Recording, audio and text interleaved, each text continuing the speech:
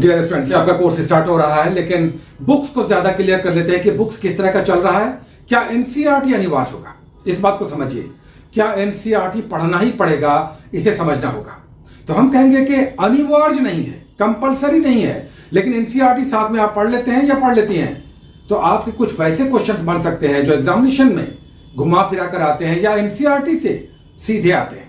ऐसे क्वेश्चन की संख्या बहुत ज्यादा नहीं होती, लेकिन 100 क्वेश्चंस में अगर ऐसे 7, 8, 6 क्वेश्चंस भी आ गए जो एनसीईआरटी से सीधे उठाए हुए हैं तो ये आपका रिजल्ट निर्धारित कर सकता है। तो एनसीईआरटी अनिवार्य नहीं है कि पढ़ना ही पड़ेगा तभी रिजल्ट आएगा, लेकिन एनसीईआरटी आप पढ़ लेते हैं तो ये फैसिलिटेट करेगा आपके रिजल्ट को। हो सकता है 1-2 मार्क्स से आप कहीं पर फंस रहे हो तो हो सकता है कि आपका रिजल्ट फाइनल कर दे। तो इस बात को क्लियर कर लीजिए कि क्या एनसीईआरटी पढ़ना ही पड़ेगा। हम फिर से कहेंगे अनिवार्य नहीं है, कंपलसरी नहीं है। दूसरे बुक से भी पढ़कर बहुत सारे स्टूडेंट्स रिजल्ट निकालते हैं, लेकिन एनसीईआरटी से कुछ एक्स्ट्रा या टफ क्वेश्चंस या एक्स्ट्राऑर्डिनरी क्वेश्चंस जो कहीं नहीं मिलते सीधे एनसीईआरटी से उठाए होते हैं, तो ये क्वेश्चंस बन सकते हैं। और ऐसा हुआ तो मोरल बूस्ट होता है, आपका स्कोर बढ़ जाता है, रिजल्ट आने की संभावना भी कहीं अधिक बढ़ जाती है। अब देखिए, हम जो एनसीईआरटी की बुक्स चला रहे हैं उसमें हमने डायरेक्ट 9th से उठाया, 9th, 10th, 11th and 12th। हमने बुक्स का जो पिक्चर शेयर किया है वो 9th और 10th का किया है। 11th, 12th के भी हम सारे बुक्स के पिक्चर शेयर कर देंगे ताकि आपको सर्च करने में, खोजने में, खरीदने में आसानी हो, दुविधा ना हो। क्योंकि पुराना है, नया है, कौन सा इश्यू है, ये सब प्रॉब्लम क्रिएट कर सकता है ऐसे स्टूडेंट्स के लिए जो इसके बारे में ज्यादा नहीं जानते। इसलिए हम पिक्चर डालते रहेंगे ताकि आप पिक्चर मैच करके आराम से जाकर जहां भी चाहे बुक लेना चाहे ले लें। लेकिन अभी हमने 9th और 10th के पॉलिटी के, ज्योग्राफी के और साइंस के बुक्स का पिक्चर सेंड कर दिया है। ये थंबनेल आप देख सकते हैं, पहला वीडियो था जिसमें सारे डिटेल्स थे। 11th और 10th का भी हम पिक्चर डाल देंगे, तो जो लोग उसे भी लेना चाहेंगे ले लेंगे। हम कहेंगे अगर आप हार्ड कॉपी रखते हैं, बुक्स को लेकर पढ़ते हैं तो अच्छा भी लगता है, पढ़ने में भी मजा आता है, अंडरलाइन आप करते हैं, रिवीजन में आराम होता है। लेकिन फाइनेंशियल क्राइसिस है, पैसे का प्रॉब्लम है, तो आजकल ऑनलाइन पर ये सब भरे पड़े हैं। एनसीईआरटी का तो अपना साइट है ई पाठशाला। ई पाठशाला पर सारे बुक्स एनसीईआरटी के अवेलेबल हैं, हिंदी, इंग्लिश और सारे बुक्स। लेकिन बहुत सारे यूट्यूब पर बहुत सारे टीचर्स ने ऐसे वीडियोस बनाए हैं जो एनसीईआरटी इतनी चर्चा होती है तो बहुत सारे यूट्यूबर ने इस पर डिटेल्स वीडियो डाला है। जैसे अगर आप YouTube पर सर्च करना चाहते हैं वीडियोस तो आप कह सकते हैं एनसीईआरटी बुक्स हिंदी 9th विज्ञान। अब साइंस का बहुत सारा YouTube का चैनल आ जाएगा जिसमें स्टार्ट से लेकर अंत तक के सारे चैप्टर्स को डील किया हुआ है। तो हम भी एनसीईआरटी लेकर चलेंगे तो पॉलिटी है, ज्योग्राफी है और साइंस है। हिस्ट्री को हमने नहीं रखा है, टाइम आपके पास कम है, लेकिन एनसीईआरटी भी पढ़ना है तो हमने वैसे एनसीईआरटी बुक्स को रखा है जिससे क्वेश्चंस ज्यादा आने की संभावना है। और हिस्ट्री क्वेश्चंस वैसे भी दूसरे बुक से भी आ जाते हैं, बन भी जाते हैं, छात्रों के पढ़े हुए होते हैं। समस्या आती है ज्योग्राफी में, पॉलिटी में, आजकल तो सोशियोलॉजी, साइकोलॉजी, फिलॉसफी से भी क्वेश्चन आ रहा है। लेकिन आपको ज्योग्राफी, पॉलिटी, हिस्ट्री और साइंस पढ़ना चाहिए। यूजुअली हमने हिस्ट्री छोड़ दिया है। हम 9th, 10th, 11th, 12th का पॉलिटी चलाएंगे जो लोकतांत्रिक राजनीति के नाम से स्टार्ट होगा 9th से।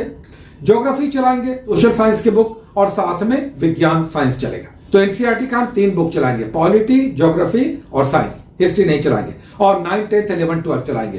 तो ये आप माइंड एकदम क्लियर कर लीजिए। आप फाइनेंशियली साउंड हैं तो बुक्स ले लीजिए, आपको सुविधा होगी। हम पिक्चर डालते चल रहे हैं। 11 और 12 का हमने नहीं डाला पिक्चर, वो हम डाल देंगे। और दूसरी बात, अगर आपके पास पैसे नहीं है, प्रॉब्लम है, तो सारा ऑनलाइन उपलब्ध है, उसमें कोई समस्या नहीं है। सीधे एनसीईआरटी के साइट पर जाकर पढ़ सकते हैं या यूट्यूब पर वीडियोस देख करके सारे टॉपिक्स को क्लियर कर सकते हैं। अब जैसे देखिए 9th का पहला टॉपिक हम आपको देंगे, उसमें लोकतंत्र है, डेमोक्रेसी पर है। लोकतंत्र क्यों, कहां? अब भूटान है, नेपाल है, बांग्लादेश है, पाकिस्तान है, जिम्बाब्वे है, यहां किस प्रकार का लोकतंत्र है और क्या लोकतंत्र जरूरी है, लोकतंत्र की विशेषताएं, लोकतंत्र के दोष, सारा बहुत अच्छे से दिया हुआ है। और फिर से हम कहेंगे एनसीईआरटी जब भी पढ़िएगा तो पहले पीछे चले जाइएगा, पीछे के क्वेश्चंस पढ़ लीजिएगा और तब आकर चैप्टर पढ़िएगा। Point to be noted. NCERT को जब भी पढ़िए तो पीछे चले जाइए, उसके क्वेश्चंस को पहले देख लीजिए और तब आकर टॉपिक को, चैप्टर को आप पढ़िए। आपको समझ में आएगा कि क्वेश्चंस क्या थे, कैसे आपको पढ़ना। Point to be noted. और दूसरी ओर जैसे ज्योग्राफी में देखिए पहला टॉपिक है भारत का सामान्य परिचय। यहां पर एनसीईआरटी में जो सामान्य परिचय आपको दिखाई देगा वो साधारण गाइड बुक में दूसरे ढंग से होगा। वहां उसकी विशेषता है, फैक्ट्स वहां ज्यादा है। यहां पर समझा के बताया गया है कि भारत का पड़ोसी देशों के साथ कैसा संबंध है, सांस्कृतिक, राजनीतिक, आर्थिक, सामाजिक, धार्मिक, सारा कुछ रेशम मार्क क्या है, पिक्चर्स के साथ बताया गया है। तो बहुत अच्छे से साधारण भाषा में ये सब आपको दिखाई देगा। ज्योग्राफी, भारत का भूगोल स्टार्ट होगा भारत का सामान्य परिचय से। उसी तरह से विज्ञान का पहला टॉपिक है पदार्थ की प्रकृति, यानी ठोस, द्रव और गैस। यहां पर जो आपको दिखाया गया है एकदम प्रयोगशाला लगेगा कि आप लेबोरेटरी में बैठे हैं। ये सब बहुत अच्छे से बताया गया है और पिक्टोग्राफिक है, पिक्चर्स के साथ दिया गया है और भाषा बहुत सरल है। तो ये इसकी विशेषता है। बुक्स क्लियर कर लीजिए। मैथ और रीजनिंग हम फिर से कहेंगे हवा नहीं है। बहुत सारे लोग मैथ और रीजनिंग में बहुत कमजोर होते हैं। तो आप यहां पर ये 2 बुक्स लेकर, जिसमें हमने एस चंद की जो आर एस अग्रवाल की मैथमेटिक्स है, इसमें हम आपको एग्जाम्पल्स और सब सॉल्यूशन दिया हुआ है। तो सॉल्यूशंस के साथ हम आपको देंगे। आपको अपने से कुछ नहीं करना है, केवल एग्जाम्पल्स और सॉल्यूशन को एक्सरसाइज करते चलिए, बनाते चलिए, आपका मैथ और रीजनिंग भी अच्छा हो जाएगा। रीजनिंग में तो देखिए हमने बुक्स चलाया है, और रीजनिंग में जो पुरानी बुक थी उसी का ये नया स्वरूप है। समझ लीजिए, ये जो रीजनिंग की बुक हम चला रहे हैं, इसका पुराना बुक जो था वो इस प्रकार का था। देख लीजिए। तो बहुत सारे लोगों के पास हो सकता है ये वाला हो, चूंकि हमने साल भर पहले इसको चलाया था। अब इसका नया वर्जन आ गया है, तो नया वर्जन इस प्रकार का है। तो दोनों में डिफरेंस नहीं है, दोनों एक ही बुक है, पब्लिकेशन सेम है, साल चूंकि चेंज हो गया, नया एडिशन आ गया, इसलिए इसका फ्रंट इस तरह का है। तो पुरानी बुक होगी। अगर इसकी अरिहंत वाली आर के झा की रीजनिंग, तो वो भी चलेगी। तो रीजनिंग मैथ का समस्या भी समाप्त हो जाएगा। आप स्वयं देखेंगे। एक बात याद रखिएगा कि ये सब करने के लिए आपके अंदर भी इच्छा शक्ति होनी चाहिए कि अगर मैथ और रीजनिंग हम नहीं जानते हैं तो हम आपको गाइड करते चल रहे हैं कि कैसे सॉल्यूशंस के साथ बनाया हुआ है, बताया गया बहुत अच्छे से साधारण भाषा में। तो इस पर आपको प्रैक्टिस करना है। तो मैथ रीजनिंग भी आपको बनाना है, और साथ में जीके जीएस होगा। जीके जिसमें हमने लुसेंट चलाया है, और एक करंट अफेयर्स है, और साथ एक सार संग्रह है।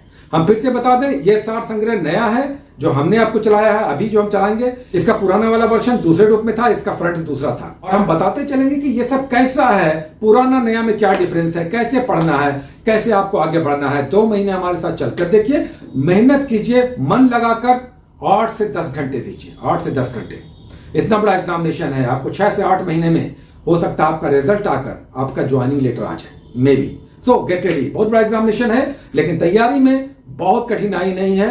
केवल कमरे में बंद होकर 8 से 10 घंटे, 6 घंटे, जो भी आपके पास है, निकालिए। डेडिकेटेड रहिए, समर्पित होकर पढ़िए, और ऐसा पढ़िए कि ये डबल स्टार आपकी एक सीट के लिए पक्का हो जाए। बहुत सारी शुभकामनाएं। Best of luck. Take care.